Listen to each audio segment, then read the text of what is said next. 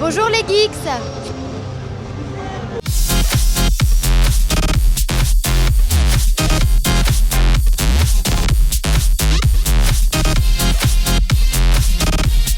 Bonjour et bienvenue dans Geeks TV, votre rendez-vous high-tech hebdomadaire avec Bouygues Télécom. Cette semaine, nous sommes à la Paris Games Week pour vous parler des nouveautés en jeux vidéo pour les fêtes de Noël, mais aussi de l'actualité, nouvelles technologies de la semaine.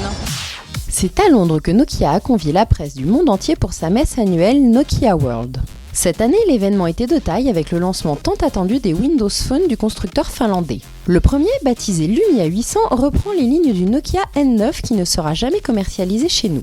Très fin avec des bords arrondis, ce smartphone embarque un écran Clear Black AMOLED de 3,7 pouces et un processeur Qualcomm de 1,4 GHz. La mémoire interne offre 16 Go pour stocker photos, vidéos et applications. En l'absence de lecteur de carte mémoire, ce sont 25 Go supplémentaires qui sont offerts sur le service de cloud SkyDrive de Microsoft, le tout gratuitement.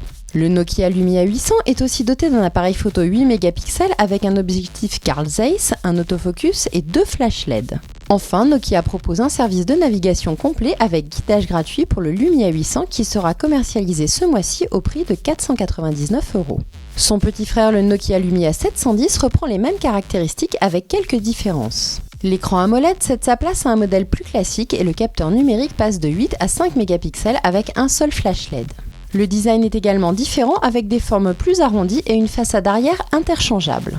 Comme pour le Nokia Lumia 800, le Lumia 710 dispose de la navigation gratuite, mais aussi de Nokia Music avec les nouvelles fonctionnalités Mix Radio et Jig Finder.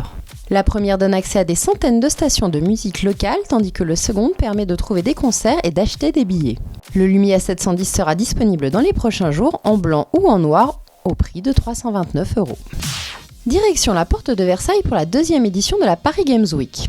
Ce salon entièrement dédié aux jeux vidéo a fait un carton plein avec plus de 180 000 visiteurs en 5 jours. Un véritable succès pour l'organisateur qui tablait sur 150 000 aficionados venus essayer les jeux les plus attendus de l'année. Et il y avait de quoi faire avec des stands plus grands les uns que les autres et en vedette la PlayStation Vita qui ne sortira en France que le 22 février 2012. Uncharted 3, Battlefield 3, Star Wars The Old Republic ou encore Saints Row se sont tablés la part du lion. Ce dernier offrant même des hôtesses de charme qui n'ont pas manqué de saluer les téléspectateurs de Geeks TV. Hello geeks.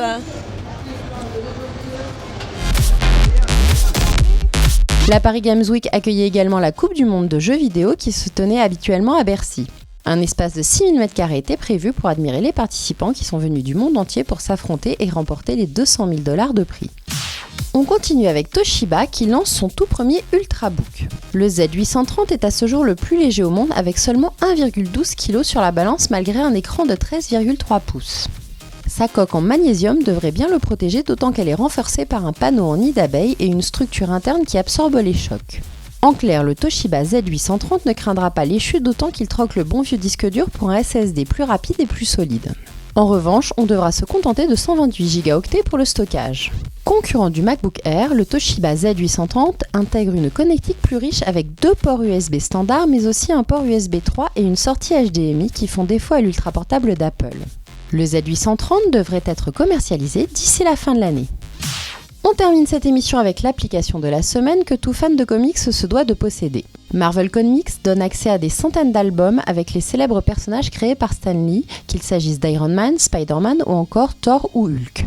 L'application est gratuite et seuls les albums sont payants. Plusieurs modes de lecture sont proposés avec des animations automatiques ou en utilisant les commandes de zoom habituelles. Les albums achetés via l'application sont automatiquement sauvegardés dans votre espace personnel sur le site Marvel. Quelques albums sont offerts pour essayer l'application qui n'a finalement qu'un seul inconvénient, elle n'est disponible que dans la langue de Shakespeare. Quoi qu'il en soit, vous pouvez toujours en profiter pour améliorer votre anglais aussi bien sur Android que sur iPad. Et voilà, c'est fini pour aujourd'hui. On se retrouve dans quelques jours pour vous faire découvrir les nouveautés Huawei et l'actualité de la semaine. Bouygues Télécom, en faire plus pour vous.